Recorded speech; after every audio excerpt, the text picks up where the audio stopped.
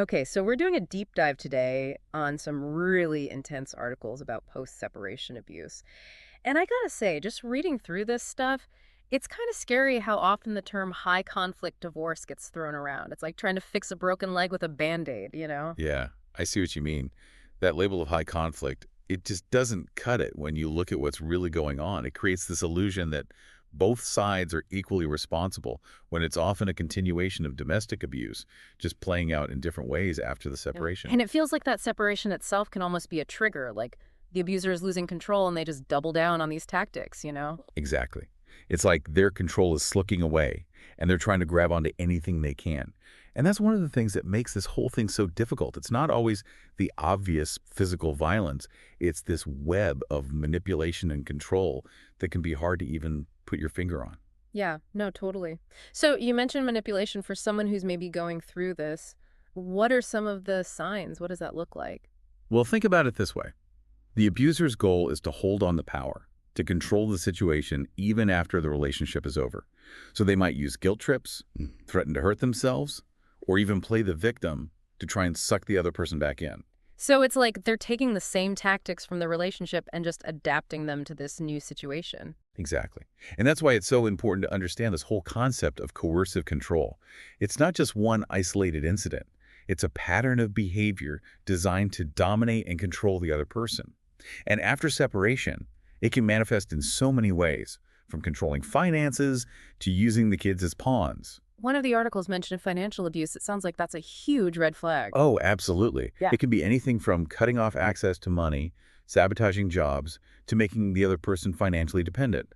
It's Mm. all about maintaining that control, keeping the other person off balance and under their thumb. God, that's just awful. And then there's the whole aspect of using the kids.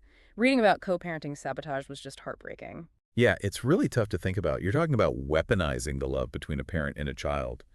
It can be anything from bad-mouthing the other parent to the kids, to violating custody agreements, to even making false accusations just to limit their time with the kids.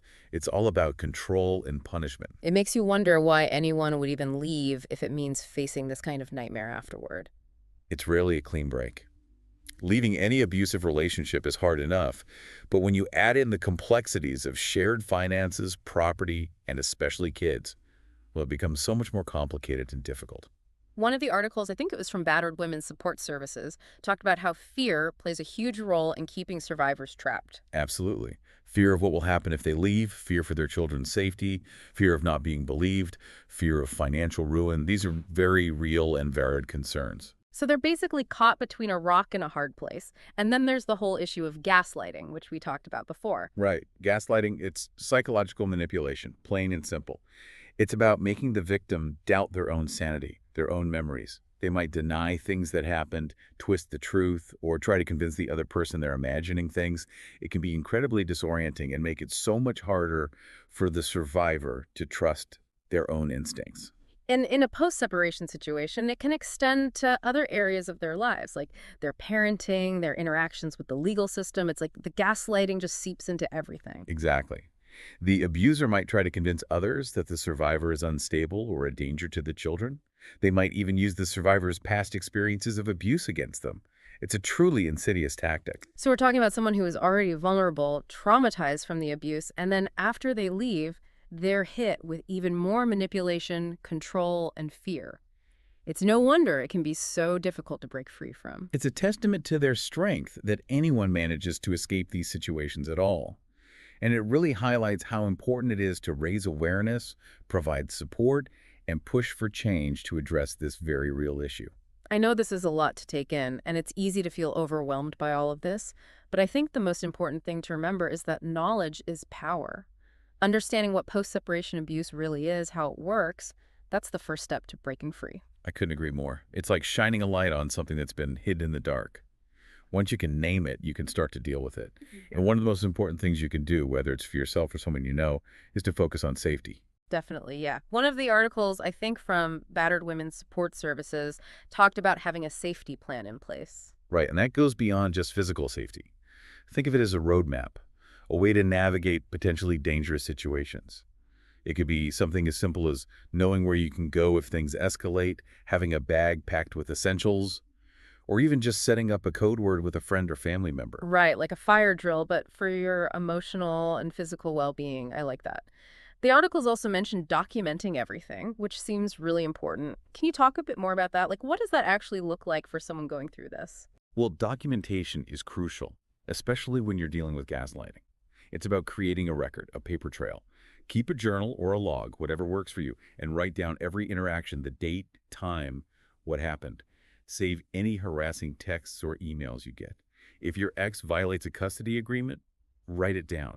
This record can be so valuable if you ever need to get legal protection, or even just to remind yourself of what's really happening. Right, because it's easy to start doubting yourself. So you're saying it's like a timeline you can refer back to, especially when your own memories are being manipulated. Exactly. And remember, it's not about proving anything to the abuser. It's about you taking back control, creating a sense of clarity in a situation where you might feel powerless. Speaking of control, one thing that really struck me reading these articles was how important it is to seek support. It's so easy to isolate yourself when you're going through something like this, but that's the worst thing you can do. Absolutely. Isolation is fuel for an abuser. It's what they want.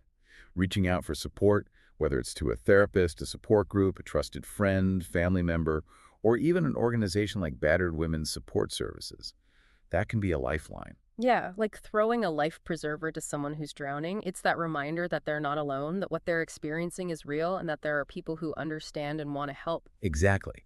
And that support can look like so many things. It might be emotional support, helping you process your feelings and rebuild your self-esteem. It could be practical support, like helping you find legal aid or figure out custody arrangements. Or sometimes it's just having someone who believes you, who validates what you're going through. That validation can be so powerful, especially after being gaslighted and manipulated. It's like finally being seen and heard. Absolutely. And it's especially important when children are involved because they're going through this too, even if they're not the direct targets of the abuse. Right. And one of the Psychology Today articles talked about the long-term impact this can have on kids, which is terrifying. It is terrifying. They might witness the abuse, get caught in the middle of conflicts, or even be manipulated by the abuser.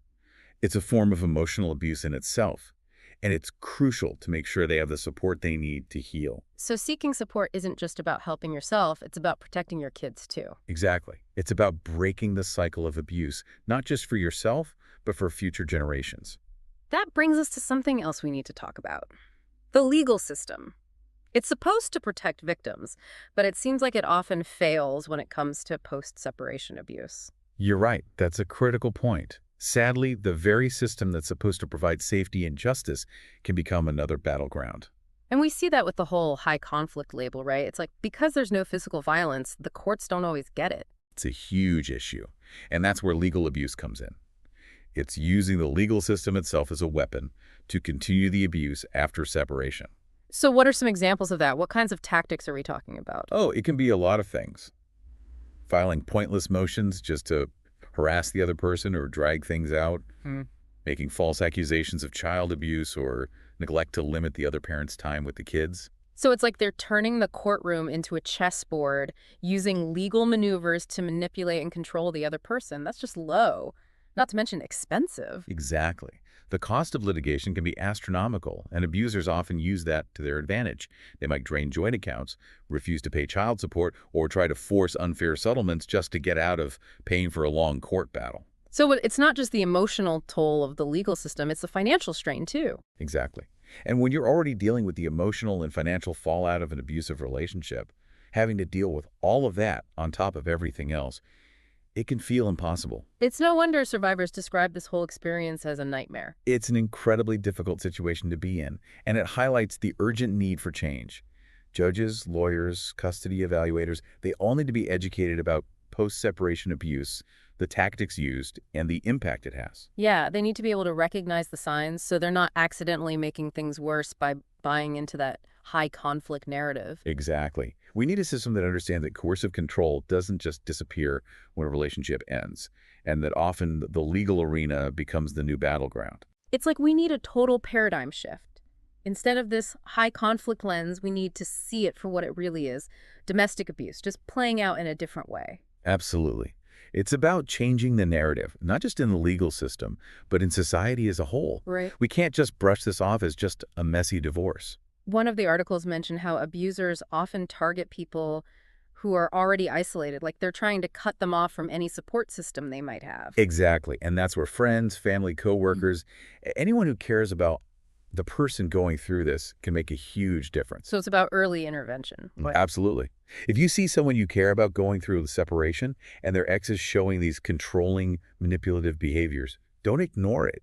Reach out, let them know you're there, listen without judgment, and encourage them to get help. Yeah, just that message that they're not alone, that they don't have to go through this by themselves. Exactly. And remember, asking for help isn't weak. It takes incredible strength to stand up to abuse and seek support. It's funny you say that. I'm thinking back to that analogy from one of the articles, comparing leaving an abusive relationship to leaving a cult. It's powerful, isn't it? Yeah. Because it really highlights that psychological hold, the manipulation and control that's often at play in both situations. It makes you wonder what other situations we misinterpret because we don't fully understand those dynamics of power and control. But I think that's a conversation for another time. We've covered so much ground today. This deep dive into post-separation abuse has been intense, but incredibly eye-opening. I agree. And if there's just one thing our listeners take away from all of this, it's this. You're not alone. There's hope, there's help, and you deserve a life free from abuse. Couldn't have said it better myself. That's all the time we have for today's deep dive. Until next time, take care of yourselves.